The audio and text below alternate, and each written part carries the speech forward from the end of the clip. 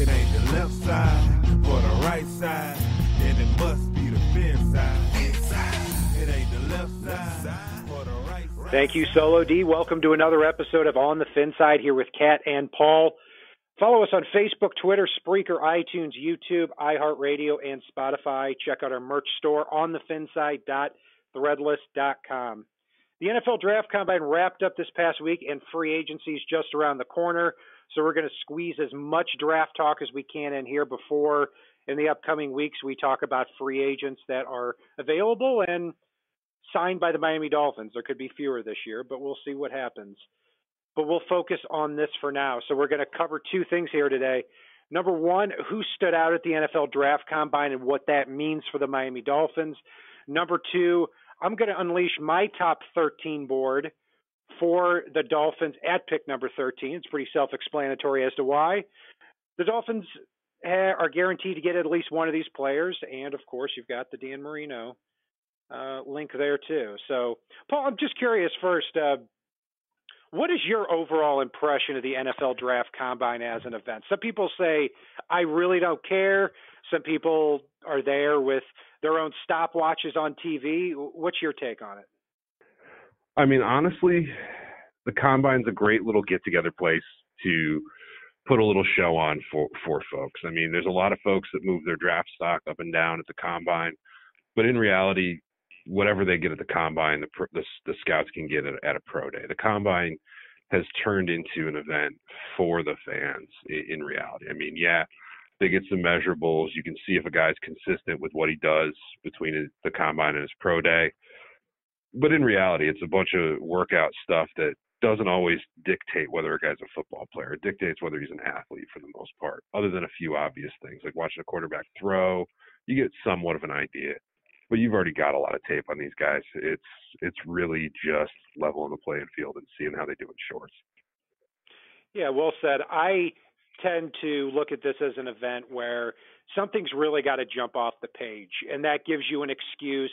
And you hear every network talk about this. It's an excuse to go back and look at the film in a little bit of a different way. And I think that's very true. I mean, a player we'll get to in just a bit, Montez Sweat from Mississippi State, a defensive end, runs a 4.41. I mean, that jumps off the page. And when I look back at his film, like, wow, this guy's fast. And, you kind of look at that in a little bit of a different way. So I was able to do that, and we'll piggyback on that here as we go along. We'll spend most of the time on defense because that's where a lot of the prospects are. That's where a lot of them shined.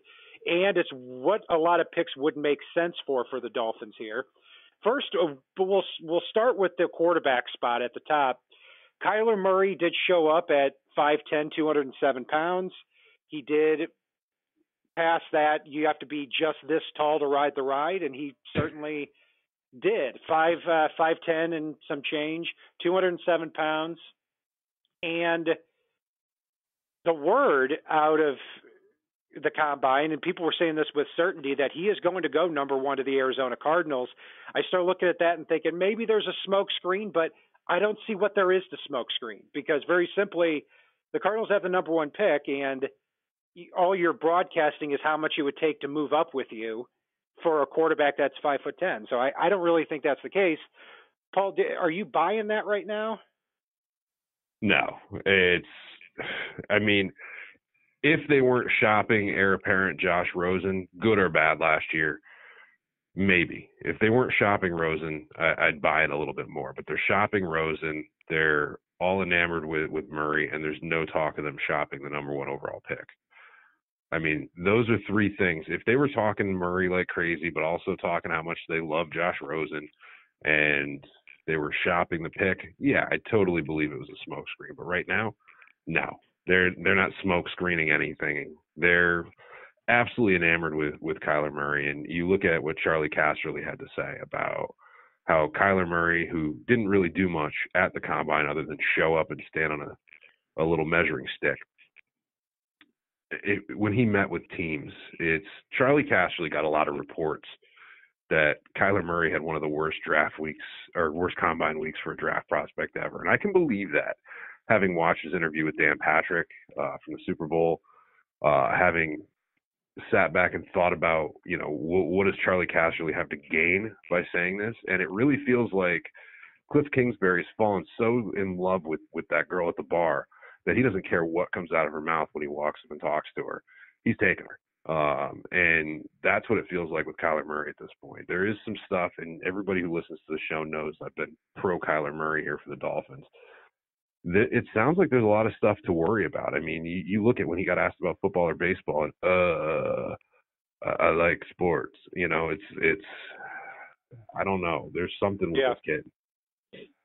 Yeah, and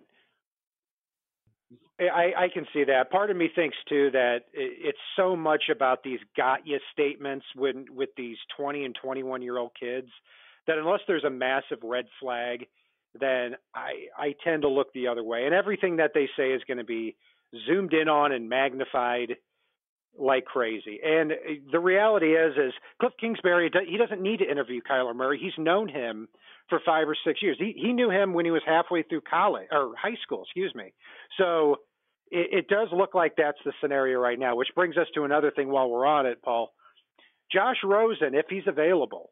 I mean, some of the quarterbacks are starting to fall. I mean, Case Keenum's getting traded to the Redskins. Joe Flacco got traded to the Broncos. The word is that the Jaguars are going to sign Nick Foles. And a lot of these teams that need quarterbacks don't necessarily need them. And if they draft Kyler Murray, they're going to have to trade Josh Rosen, in my opinion. If you're the Dolphins, what would you give up for Josh Rosen? Would it be the 13th pick? Would it be a second rounder, swap of picks, or nothing at all? For me, it would have to be a conditional 4th or 5th. If he comes out and balls out, I've got no problem with that pick sliding higher for next year. But outside of that, not a lot. I mean, does he have upside? Yes. There's a reason he went in the top half of the first round last year. There's a lot of quarterbacks that also aren't so good their first year of football, and suddenly the light comes on in year 2 or 3. So, I mean, is there the possibility there? There absolutely is. But one other thing I want to just say, too, while we're on Kyler Murray, is what we know of Chad O'Shea, what we know of Brian Flores. If Kyler Murray walked in the room and was basically just drawing stick figures on the board and fish and all kinds of stuff like that, which it almost sounds like from the way Charlie Casserly talked. I mean, obviously I'm exaggerating. That is not going to be a Chad O'Shea, Brian Flores type of guy. They're not going to want a guy that's a dum-dum when it comes to X's and O's. Yeah, absolutely. It's a simple fact. And I want to be sure we're talking about the same thing. So, if Josh Rosen is available by trade, you would only trade a 4th or a 5th round pick for him. Conditional one from next year.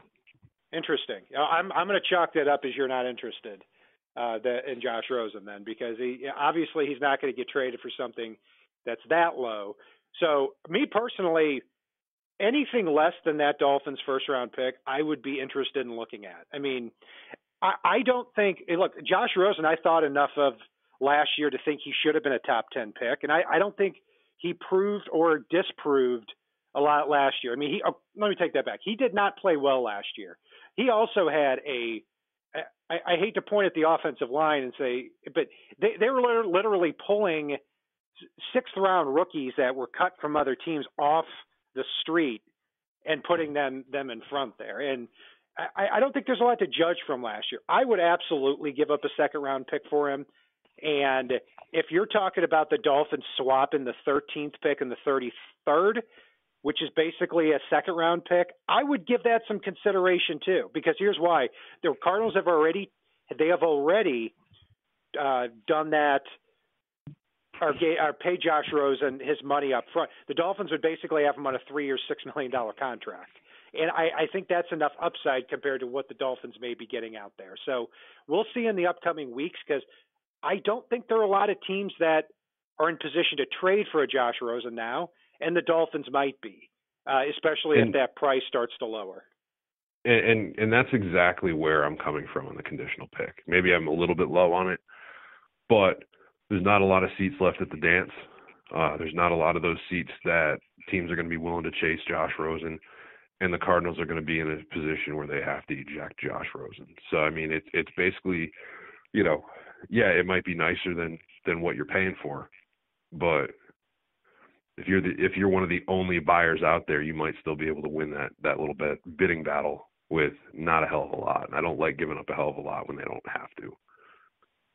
Yeah, I would hope it's a third-round pick. If that would be a steal for me, I would strongly even consider a second-round pick. I just think you've got to take as many hacks as you can at the quarterback position. And even though Rosen's stock is not what it was last year, given the Cardinals might be trading him, I still think it's pretty high, especially higher than the 48th pick in the draft. But if they do keep the 48th pick in the draft, a couple of players, as we whiz through this, that did impress were at the center position. Garrett Bradbury is somebody we continue to go back to and talk about. He runs a 4.9 40. Even though he has short arms, it really doesn't matter for a center. And when you look at him on film, very, very technically sound. I think he will be every bit the player that previous first-round picks like Alex Mack and, we can even throw Mike Pouncey in there and Nick Mangold, these types of guys. I think you plug him in and he's going to be a 10-year starter for you. Also, Eric McCoy from Texas A&M surprises everybody with his athleticism, runs a 4.89 as well. Also, keep an eye on Elgin Jenkins from Mississippi State. But it seems like we keep going back to that interior of the offensive line. And again, hopefully they keep Juwan James in free agency too. Well, and the other thing I'll throw out there too is a guy that I mentioned before, Dalton Risner. The guy's an absolute stud, and he can play both tackle and center. And a lot of folks have started whispering about the fact that he may end up being a better center at the pro level than he will be a tackle. And you look at the fact that they may or may not retain Juwan James, I don't think that should deter them at all from chasing a Dalton Risner, because he could be a guy that comes in, plugs that center hole, and suddenly you've got a pretty damn good offensive line. And you can even draft a guard for the future in one of the later rounds to be the heir apparent to Josh Sitton if Miami retains it. So a lot of good options here along the offensive line. And I know you want to talk about defense, and the defensive line is definitely a place they're going to have to play some plug-and-play games based on what we're hearing. Yeah, I like what you said about Risner. I mean, this is someone who can play all 5 line spots. And if they do cut Josh Sitton and Jesse Davis is a little bit squeaky at right guard, even if they do keep James, you've got 3 places on the interior he could possibly be. Yeah, moving on to the defensive line. A lot of guys, this is where people moved up and down. I mean, Nick Bosa ran a 4.87. That doesn't matter. We know what type of player he is. His brother Joey ran a 4.86. He's still going to go top 3. Dolphins have no shot at him. But along the defensive line, 2 guys really stood out. A defensive end, Montez Sweat from Mississippi State, and defensive end Brian Burns from Florida State. Montez Sweat shocks everyone with the highest 40 time of any defensive lineman in modern history, 6'6", 260 pounds. There's a lot of top 10 talk about him right now. Some mock drafts even have him even in the top 5. But just another name for the Dolphins to consider as this board starts to shape up like it did last year when they picked 11th.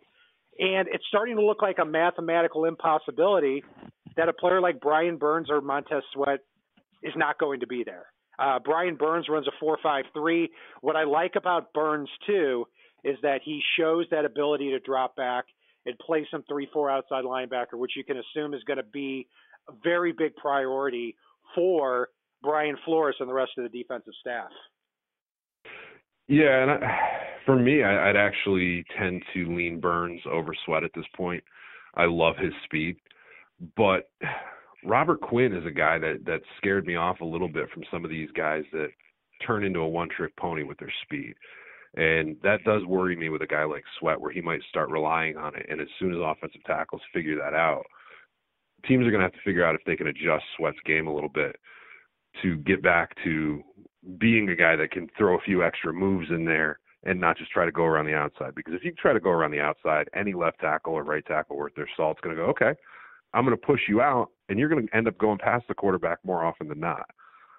So, and you're going to be an absolute liability in the run game. So it's almost a detriment to me that he is so fast, because speed is an easy thing to beat. And if that's a huge facet of his game, it could get interesting there. Whereas Burns' flexibility is something that I think could really lend itself well to Miami systems. Yeah, I watched an unhealthy amount of tape on Montez Sweat and Brian Burns afterward. One thing I noticed between those two is really what you touched on. Montez Sweat 6'6", 260, 4.41 speed. That's rare, but I really only see an outside pass rush move out of him. He's pretty good against the run too, but he can get run at. I don't see any inside moves where I do see that a lot out of Brian Burns. Then again, Sweat is just a hair faster. So if he can get around that edge consistently, you're going to have a star. I do see a little bit of Chandler Jones in him. But as far as the defensive line, with those two guys moving up, Ja'Kai Polite from Florida really killed himself at this combine. I mean, for so many reasons. He runs a 4.84, which, it's not is slow, but, I expected him to be in, 4.65, something like that. His arms are much shorter. I think they were 32 and a half. But the most important thing is during the interviews, if you think Kyler Murray's were bad, Polite supposedly were much worse. And then he talked to the media afterward and basically said, they're picking on me. I mean, what a little bitch. I mean, criminy. So I had him really up there with Burns and Montez Sweat. Before this here, maybe a shade below. I really have him lower now. I mean, I think this guy falls all the way to the second round after all is said and done. Defensive tackle moving along. Ed Oliver got a lot of points by showing up at 6'2", 287. Word is that he played around 270 last year at Houston, which is not a very sustainable weight in the NFL. Rashawn Gary is looking like that DND tackle, runs a 4.58. He didn't have a lot of production in college, or at least not the way you would think at Michigan. But, man, he's a toolsy kid moving forward. Linebacker, right when I'm about to take him off the board because, to be honest, in this type of scheme, you're not going to play three linebackers very often. You may not even play two very often. Devin White then runs a 4.42. And also the linebacker from Michigan, Devin Bush, runs a 4.44. So now you're talking about two guys that very much could be in the middle of that defense, covering tight ends and running backs all over the field. I think Devin White would be a little bit more of a consideration, which I'm looking forward to talking about in just a bit. But what about you, Paul? This right now at 13, when you look at it, which way are you leaning as far as where the Dolphins might go? DN, D tackle, linebacker? Do you have a feel right now? I mean, if Haskins is mysteriously available at 13, I think Miami jumps all over that. But outside of that, I think based around the fact that they're shopping Robert Quinn and expected to cut him, based around the fact that Cam Wake may be allowed to run around out there in free agency, based on the fact that they already cut Andre Branch, based on the fact that, old Mother Hubbard just has Charles Harris in the cupboard, and Flores is a defensive-minded coach, I would be absolutely shocked if we don't see a defensive end off the board in the first two picks. Possibly even that top one. I mean, it is a absolute need for this team at this point to go D end. I mean, whether it's a hybrid guy or not. Go ahead. Yeah, and also too, if you're going to play a lot of 3-4, you could have Gotcha and Vincent Taylor at the DN spots in that formation, and I think it'd be a lot easier to find a nose tackle, whether it's bringing back a Sylvester Williams or looking at someone like Steve McClendon from the Jets or Malcolm Brown from the Patriots to fill that need, and then you can get that big, lengthy pass rusher in the first round.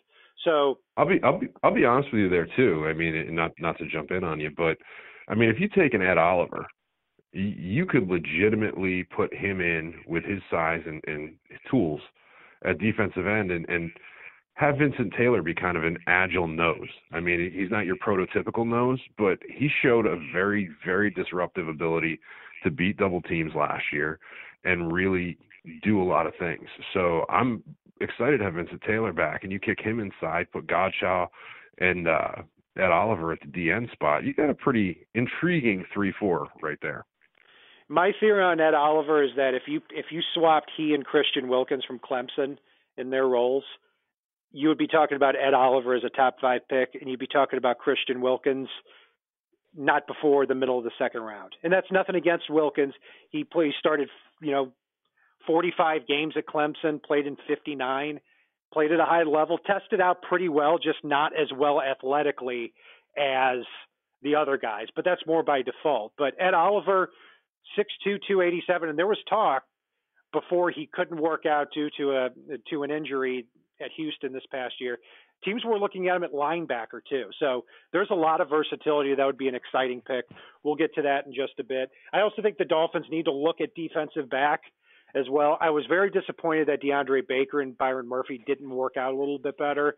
I was hoping to see a little more athleticism because I do like the film I watched on both, especially Baker as a technical player, but you got to be wary of players that are 5'11", 190, and run in the mid 4.5s. There's just not a lot of elite cornerbacks in the NFL with that size makeup. But still, he's got his pro day, and I do think there's a little something different with him technically. Greedy Williams is somebody you will not see on my top 13 board. I did not like what I saw from him on film, even though he worked out very well. He was 6'2", 185, ran a 4.37, but still looks lanky and awkward in these positional drills. I'm not a huge fan. Finally, at safety, Juan Thornhill, a player from Virginia, is moving on up. Could be I'd say firmly in the second round now. Could be a late first when it's all said and done. But, this is someone who has 10 interceptions for Virginia the last 2 years. And in addition to that, he runs a 4.42, 21 bench press reps, looks great in the drills, very productive. It's starting to look, Paul, like 6 or 7 safeties are going to be taken in the first couple of rounds of the draft here. And I don't think one of them is Deontay Thompson right now. So here's my question to you on that. If the Dolphins do find that value at safety in the second round, should they keep Minka? Should they pass on that safety? Or should they take him and keep Minka at that boundary corner spot? I think as it stands right now, unless they get a quarterback of their dreams falling to them, Miami needs to go at least one D-line pick in those first 2 picks and probably an O-line pick. That's where I think the value is. Unless Miami cuts Kenny Stills and 1 or 2 other receivers, I think those are the 2 positions that they've got to shore up the most. I'm not worried about safety. I'd like to see them take a corner, but I think they may be able to get a steal late on that. But Miami needs to retool the trenches, especially with what's going on at defensive end. Yeah, and speaking of that, there are a lot of big cornerbacks in this draft worth taking a look at. Jamel Dean from Auburn, 6'1", 206, ran a 4.3 flat, very raw, but does have that size makeup. And that's an advantage of having Flores, is that you can get these moldable pieces of clay who are just big and run well. I mean, the Patriots have done that 4 years at that cornerback spot. So, it'll be interesting to see where they go. I think 3rd, 4th round at cornerback could be a sweet spot. Isaiah Johnson from Houston is another name. Lonnie Johnson from Kentucky too. So we'll take a deep dive into these prospects after free agency hits. So before that happens, I'm going to unleash here my top 13 board for the NFL draft. We're just going to go right down the line here. Number 1 for me is Kyler Murray, quarterback from Oklahoma. The reason being that nobody can re-energize a Dolphins fan base like a Murray could, but I do see him going with the number 1 overall pick. Key note on him is even though he's 5'10", only had 5 batted passes down and nearly 400 attempts at Oklahoma last year. So, and he's also a player too that I believe can come in the NFL, and you're going to know about him in the first 2 years. He's not going to be a toolsy projection guy like a Ryan Tannehill was. Either he's great quickly or he fades away quickly. Number 2 is a player that the Dolphins have no chance at, Nick Bosa. He should go in the first 2 picks of this draft. Still a consideration at number 1 for Arizona if they don't take Murray. It doesn't matter with this 4.8, 4.40 time. We know what this kid can do. A very violent hand motion, just like his brother Joey. He's got the bloodlines too. His dad was a former Miami Dolphins 1987 first-round pick, career derailed by injuries. Number 3, Josh Allen from Kentucky. Really incredible stats this past year. 17 sacks and 21.5 tackles for loss. And this past week, he runs a 4.67 at 6'5", 262 pounds. I hate to say it, but I think he's going to be joining Jamal Adams on that New York Jets defense. If not, I can't see the Raiders and Mike Mayock and John Gruden passing on him at 4. Number 5 is Dwayne Haskins. And even though I'm not the biggest Dwayne Haskins fan, he's not the best athlete. The reality is this guy threw for 50 touchdowns last year at Ohio State, and his competitive nature is out of this world.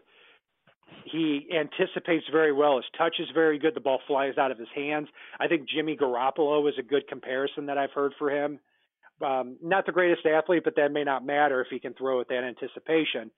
But it's important after these top 5, Paul, for me to draw a line in the sand, because if any of these 5 get there, I don't expect them to, but if they do, I think you got to stay pat at number 13. I wouldn't even be against trading up a little bit for them. And one that I forgot actually at number 4 is Quinnen Williams, who also did a great job in the combine. 6'3", 303, ran a sub 4.9, had 19 and a half tackles for loss against the best of the best competition at Alabama last year.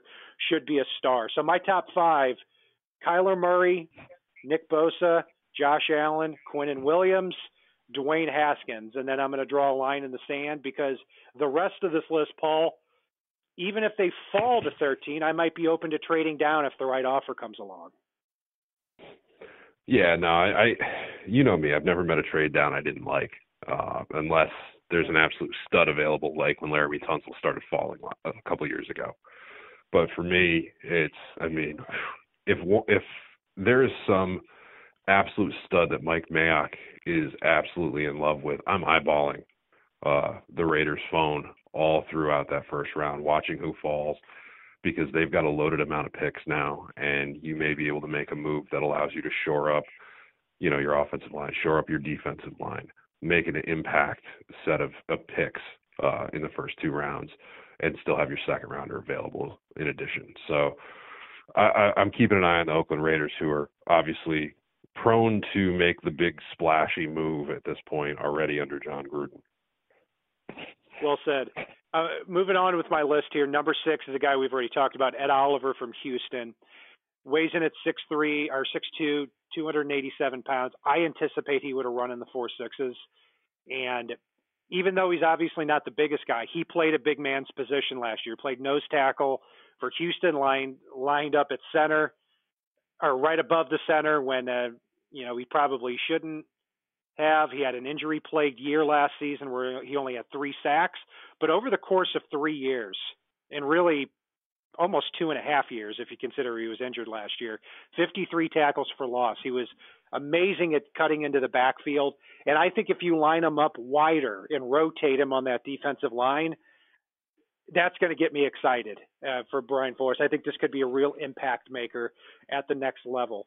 Number 7 is Brian Burns, who we've talked about too. Reminds me a lot of a Jason Pierre-Paul type.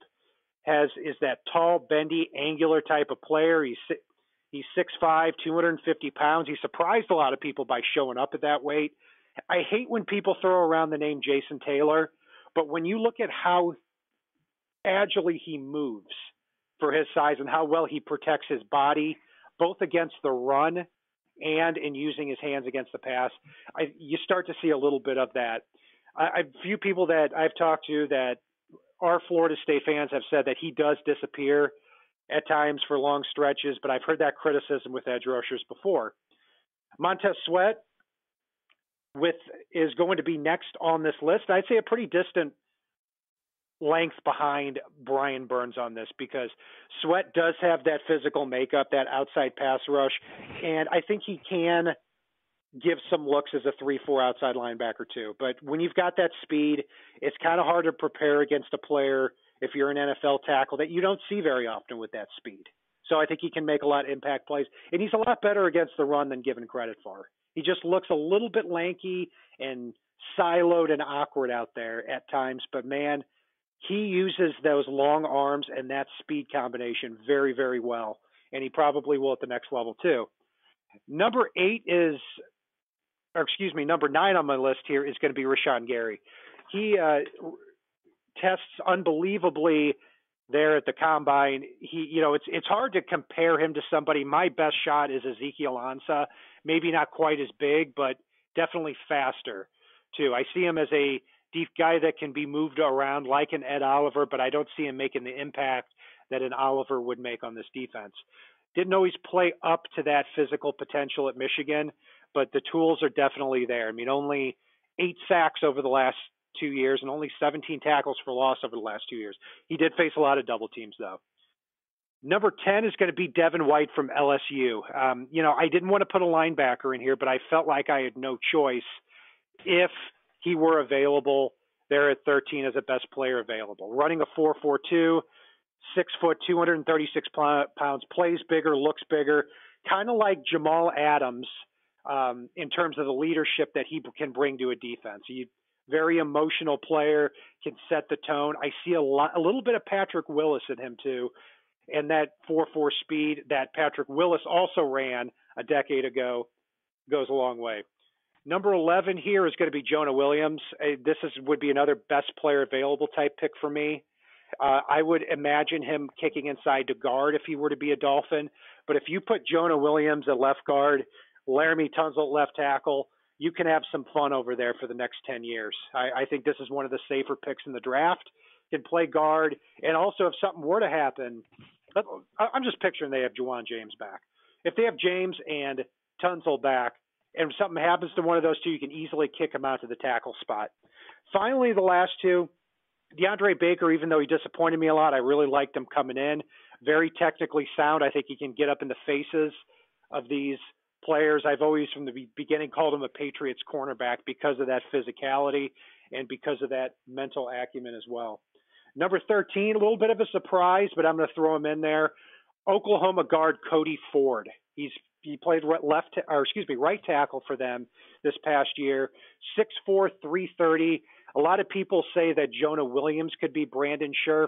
I think this guy is more likely to be that type of guy at right guard. Very big, very strong, hard to move. I think you put him in there at that right guard spot to take over for Jesse Davis, then you could have a 4 or 5 time Pro Bowler here over the next decade. So, Paul, I ran through a lot, and I'm sure this board's going to change many, many times here over the next several weeks as we head up into the NFL draft. Anything else you want to add here tonight? No, I mean, one guy I'm going to be watching in the middle rounds, and I need to look at a little bit more tape on him, but Gardner Minshew really knocked it out of the park at the combine, quarterback.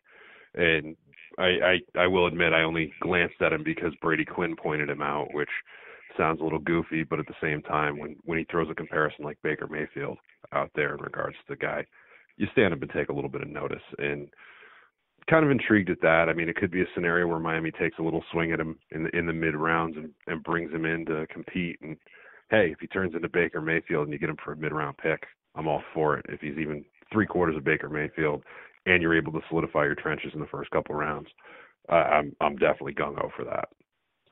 It'll be fascinating to see how these quarterbacks separate each other, because after the top 4, Haskins, Murray, Locke, Jones, and I would argue Daniel Jones, then 5 through 10, you've got very little separating. Will Greer from West Virginia, Ryan Finley from NC State, Jarrett Stidham from Auburn, Gardner Minshew from Washington State, and also 2 sleepers, Easton Stick from North Dakota State and Tyree Jackson from Buffalo, who, if you haven't seen this guy, you're in for a treat. 6'7", 250, massive arm, and ran a 4.59. So he's somebody to keep an eye on.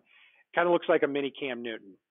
So, yeah, there's a lot of things. I am already pumped for draft season as well as I am for free agency. We're going to be there to cover all of it as we continue to roll along here. You can follow us on Facebook, Twitter, Spreaker, iTunes, YouTube, iHeartRadio, and on Spotify. Check out our merch store on thefinside.threadless.com. And if it's not on the right side and it's not on the left side, it is on the fin side. Solo D, take us out. It ain't the left side or the right side, then it must be the fin side. It ain't the left side or the right side, then it must be the fin side.